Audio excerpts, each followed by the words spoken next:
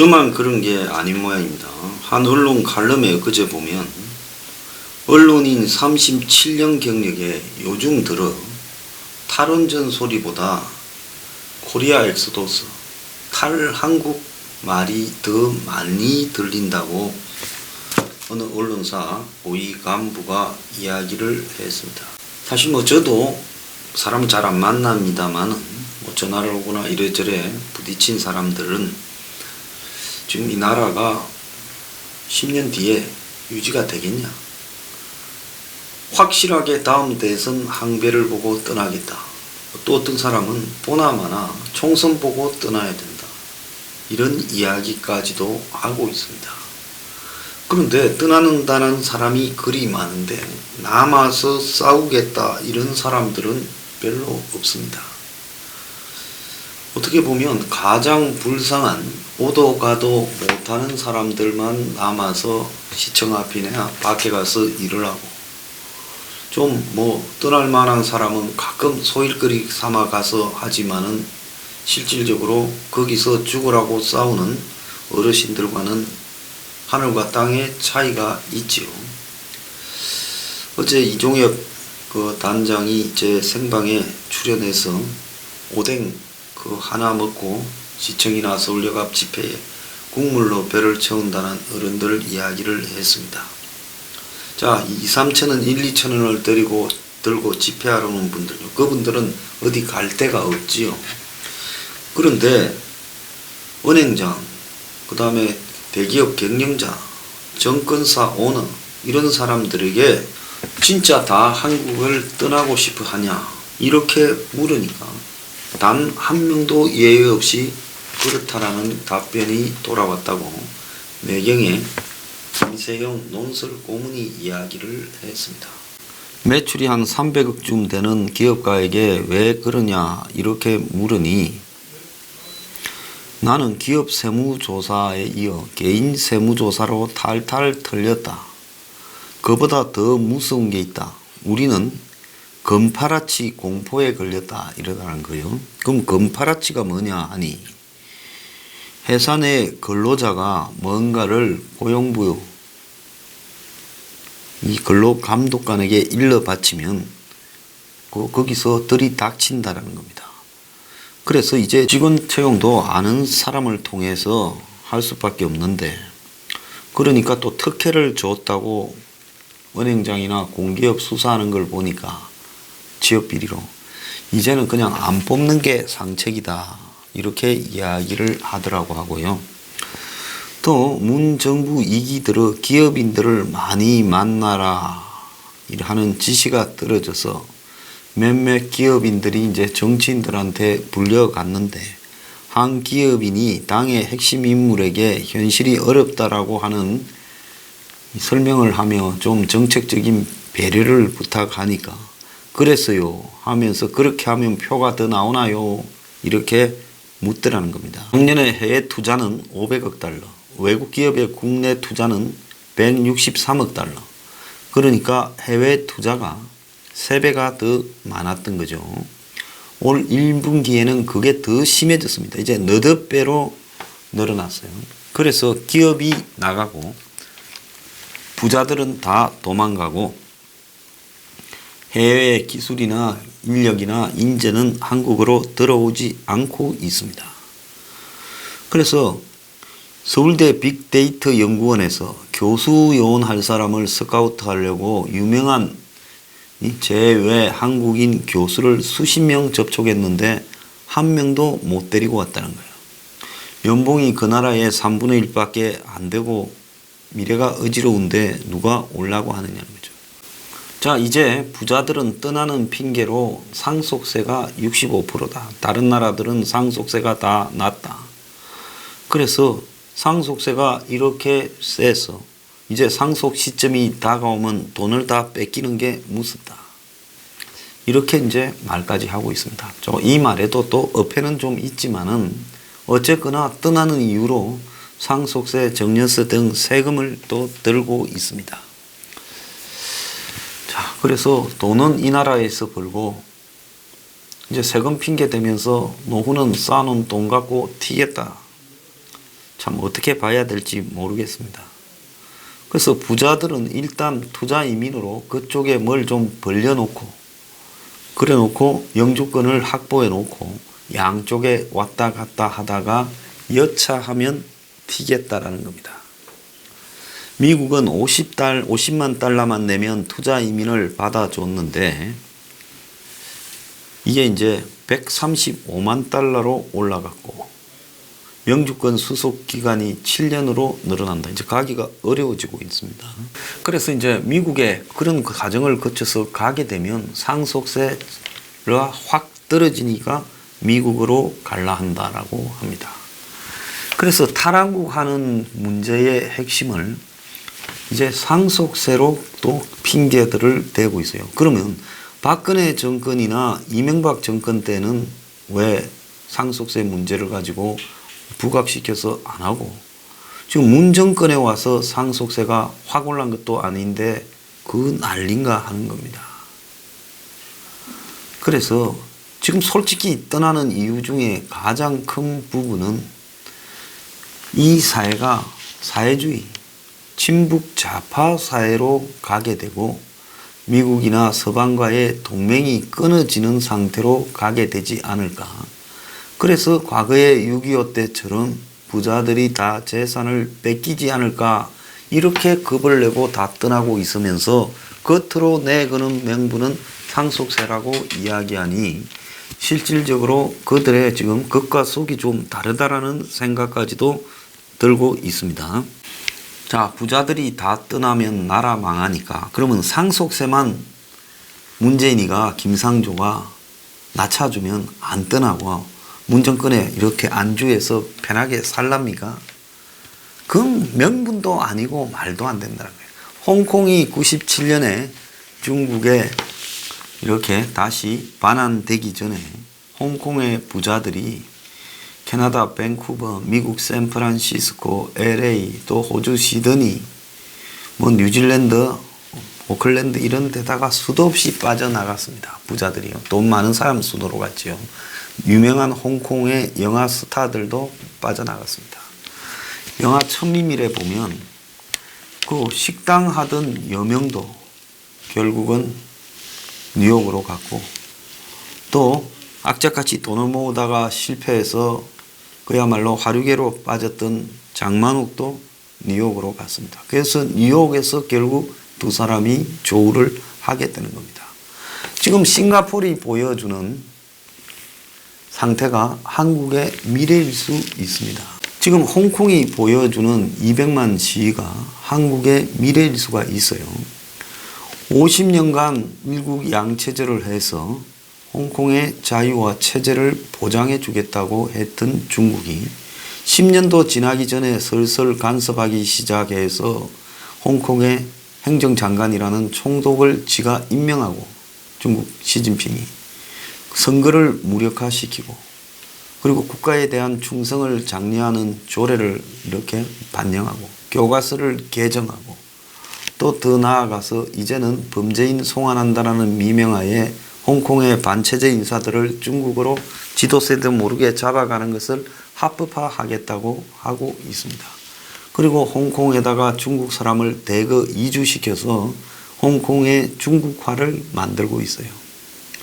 자, 여기서 우리 한국 사람들이 생각해 볼 부분이 지금 문재인이 망치고 있는 이 나라에 관한 문제를 고작 상속세를 가지고 결론을 내요. 탈한국을. 정말로 상속세 때문에 다 나가는지 제가 묻고 싶습니다. 저는 언론에 그나마 지금 한국에 고매한 그 뭐 한 언론사의 최고 정점에 있었던 사람들이 최근에 탈한국 풍조를 상속세로 결국 결론을 내리냐. 너무 지저분하고 유치하지 않은가 묻고 싶습니다. 그 탈한국의 문제가 상속세를 넘어서서요. 기본적으로 중요한 것은 이들이 지금 상속세 차원이 아닌 자신의 재산이 다 사라져버리고 또 한국의 체제가 거의 사회주의 국가로 전락하면서 북한에 넘어가는 상태가 나오지 않을까 이런 부분인 겁니다. 규제 때문에 한국을 떠나는 기업이다 이렇게 말을 하는데 이것도 솔직히 말하면 규제라는 부분에 앞서서 민노총이 지배하는 노조, 그래서 그 노조가 회사를 잡고 흔들고 협박하고 비리 찾고 임금을 정하고 거기에 시달리기 싫어서 외국으로 빠져나간다고 진실하게 좀 이야기를 해야 되는 거 아니냐는 겁니다. 그런데도 규제라고만 이야기를 하고 있습니다. 솔직히 강성노조와 규제 중에서 규제가 공무원들이 좀 있긴 하지만은 그것보다 더 심한 것은 강성노조지요. 규제가 지금보다 훨씬 심한 과거에도 한국 경제는 발전했습니다. 그래서 아까 탈한국의 이유를 상속세라고 말한 거짓말이나 또 지금 기업들이 떠나는 이유를 규제라고 말하면서 노조, 정치 노조를 언급하지 않는 비겁함 속에서요. 저는 이 진실이 왜곡되고 있다. 자, 지금 많은 이 정경련류의 그런 경제단체들이나 그들을 지지하는 사람들이나 하는 소리가 악화된 경제 상황에서 규제 풀고 기업 지원하면 된다는데, 규제 풀고 기업 지원한다고 현재와 같은 상황에서 기업이 투자하고 기업이 생산을 늘리고 고용을 늘리겠습니까? 왜 거짓말을 하시냐는 겁니다. 전체적으로 경제 상황이 아주 좋지 않기 때문에 기업들이 투자를 잘 안 하지요. 그런데 규제만 풀고 기업 지원만 해주면 투자하냐? 아니죠. 그것보다 더 심각한 것은 노조를 정리를 해야 된다. 근데 그 말을 하는 것은 위험한 말이기 때문에 다들 회피하고 있다는 겁니다.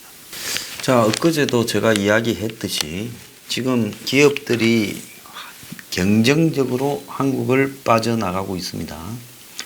1분기, 그러니까 1, 2, 3월 달에만 16조가 빠져나갔다. 지금 이렇게 이야기가 나오고 있어요. 자, 여전히 언론들은 최저임금 인상 규제 이런 부분들을 이야기하고 있지만은 가장 중요한 부분은 우리 사회의 분위기, 즉 사회의 미래가 없다. 굉장히 한국이 머지않은 가까운 시기에 지금 현재의 시스템이 무너질 것 같아 라는 두려움이 핵심이라고 봅니다. 자꾸 언론들이 이런 부분들을 규제, 최저임금 이런 것만 가지고 왜곡시키는데요. 지금 그렇게 바라보면 이게 경제적인 부분에서의 이런 부분으로만 바라보는데 과연 그런 것이냐? 그럼 이민을 한번 봅시다. 자, 지난 4월 달에 보면 탈한국 해외 이주가 7년 만에 급증을 했다. 작년에 6,257명이 미국으로 50.8%가 갔고 나머지는 다른 전 세계 나라들로 흩어져 나갔다는 거예요.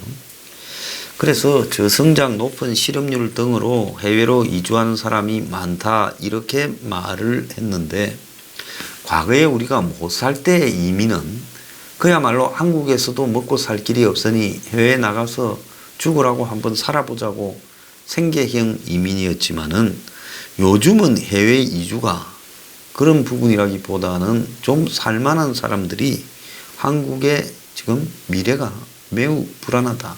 그건 딱 두 가지죠. 베트남화가 되거나 베네수엘라화가 되거나 예멘처럼 되거나 이런 부분들을 불안해서 급격하게 지금 빠져나가고 있는 부분이라고 봅니다.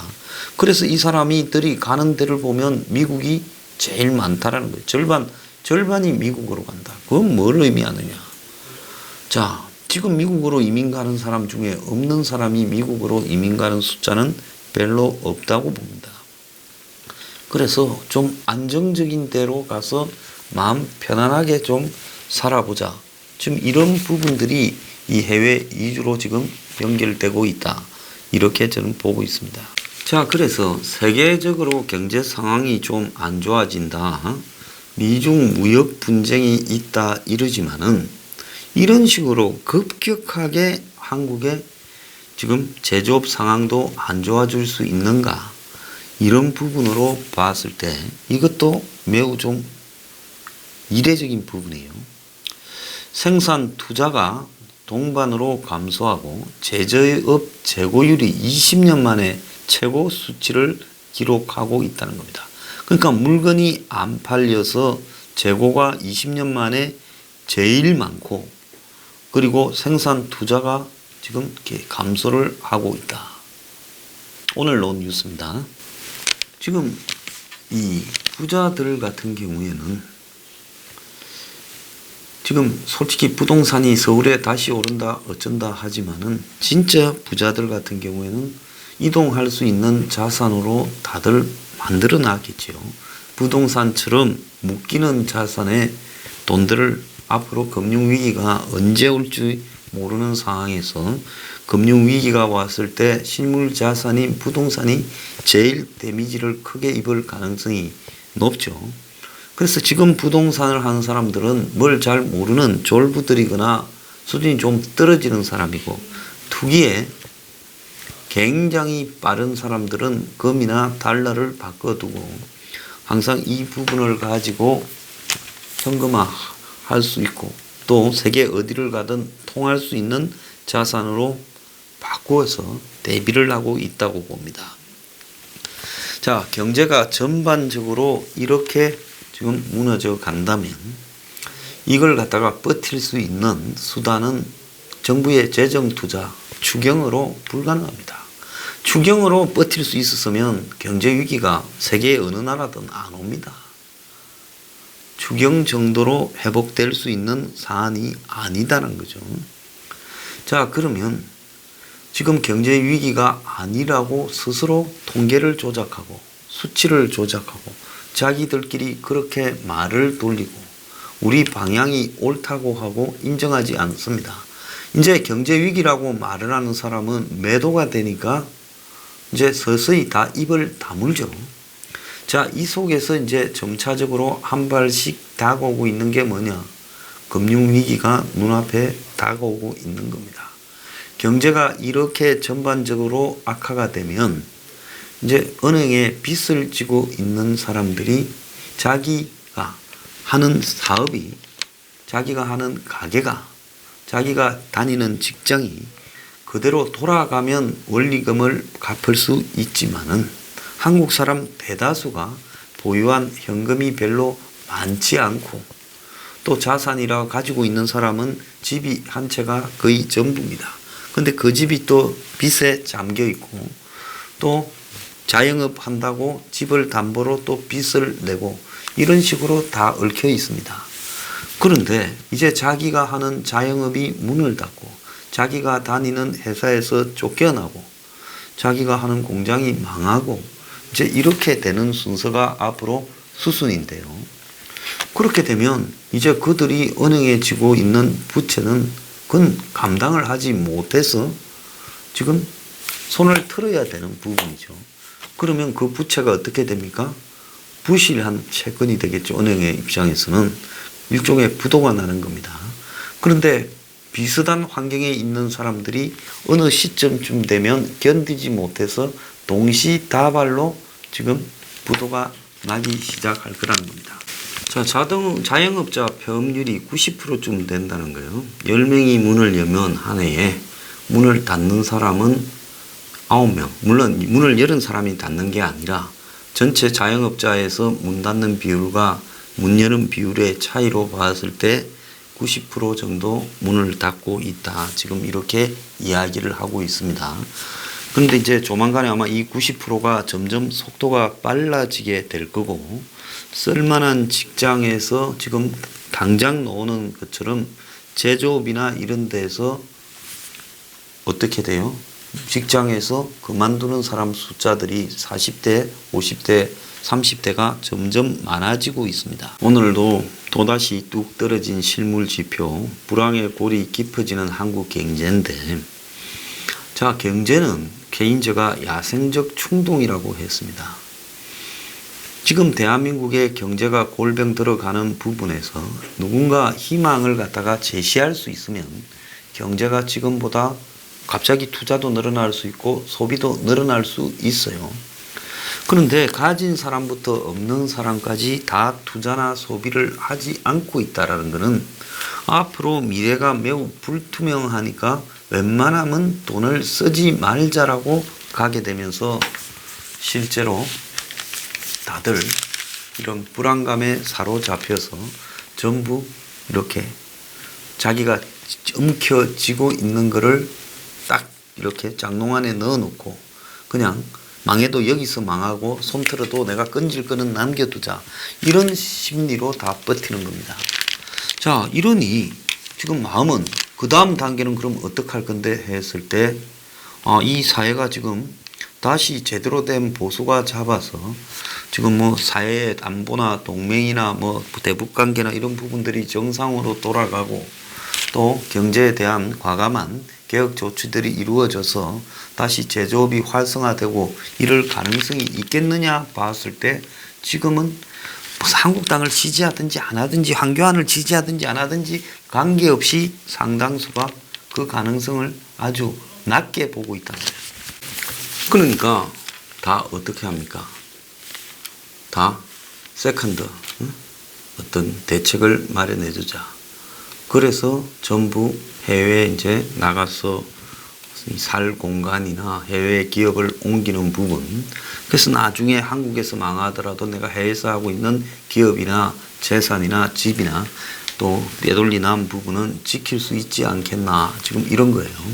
근데 뭐 솔직히 말하면 그것도 뭐 건덕지가 있는 사람들이나 해외지, 건덕지가 없는 사람은 이제 경제 위기가 와도 여기서 죽어야 되고 또 한국이 적화가 되든지 북한의 소나기에 깊숙하게 들어가더라도 여기서 죽어야 될 부분이에요.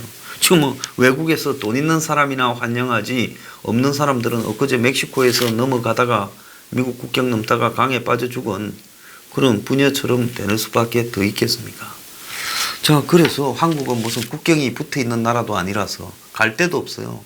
베네수엘라 같은 경우에는 콜롬비아로 가고 브라질로 가고 뭐 에콰도르, 볼리비아로 가고 하늘 갈 데라도 있지만은 한국은 갈 데가 없는 나라입니다. 자, 그렇다면 이제 이 나라에 가지고 힘이 있고 돈이 있고 이럴 게 많은 사람은 떠날 준비들을 상당히 하고 있고 대기업들도 사실은 해외 투자를 늘리는 부분에 은근히 그런 부분이 있죠. 이번에 트럼프가 와서 기업들 모아놓고 화웨이 갖고 협박하면서 다른 한편으로 미국에 얼마 투자할라 할 때 트럼프한테 협박에 못 이겨서 투자한다라는 핑계 대고 좋다고 미국에 투자하고 기반을 걸로 옮길 대기업도 많을 거라는 겁니다. 혹자는 뭐 삼성이 무식하게 미국 간다는데 그걸 잘 아는 사람 저한테 이야기하기를 삼성이 미국에 있는 기업의 상장 기준이나 여러 가지 기업에 대한 규제 기준을 견디지 못한다는 거예요. 한국이니까 삼성이 사업을 하고 한국을 기반으로 베트남, 중국 이런 데서 하지. 삼성이 미국에 가가지고 본사를 옮겨놓고 거기서 미국의 기준으로 사업을 한다면 삼성은 사업 못한다는 거예요. 그러니까 규제니 뭐니 하는 소리도 어떻게 보면 헛소리다 하는 이런 이야기를 하는 사람도 있습니다. 자, 그래서 이제 그럼 갈 데 없는 사람들은 어떻게 해야 되냐? 갈 데 없는 사람들은 결사적으로 여기서 승부를 봐야 됩니다. 솔직히 말하면 그 객관적인 상황에서 내년 총선이나 대선을 어떻게 좀 잘 정리해서 방향을 뒤집기가 쉽지 않습니다. 그런데 문한테도 엄청난 위기가 옵니다. 문제는 문 쪽의 위기만으로 이기는 게 아니라 이쪽 내부를 잘 정리해야 된다는 겁니다. 제가 온갖 욕을 먹으면서도 반복해서 이야기하는 것은 어디 갈 데 없는 우리들이 지금 똘똘 뭉쳐야 됩니다. 그냥 뭉치는 게 아니라 우리의 가치를 가지고 똘똘 뭉치지 그냥 사람들이 안 뭉쳐집니다. 자신의 이해관계와도 연관이 있어야 뭉칩니다. 그래서 서민 파퓰리즘 15조로 똘똘 뭉쳐서 이제 힘을 가지고 좀 정리를 해갈 필요가 있다는 거예요. 반문 진영들을요. 그러지 않으면 결국은 떠날 사람 떠나고 질이 멸렬하게 그냥 한국은 망해가는 나라로 전락할 수밖에 없다는 겁니다. 망하고 후회하기보다는 망하기 전에 손을 쓸 수단이 있을 때 도망가기보다는 싸우고 정리를 해서 우리가 이겨야 된다는 겁니다. 자, 여러분, 최근에 개인과 기업의 탈한국, 엑소더스, 이민, 소동 이런 부분을 바라보면서요. 그분은 그분들의 선택의 자유입니다. 그렇지만은 대부분은 오도 가도 못하는 상태일 거라고 보고요.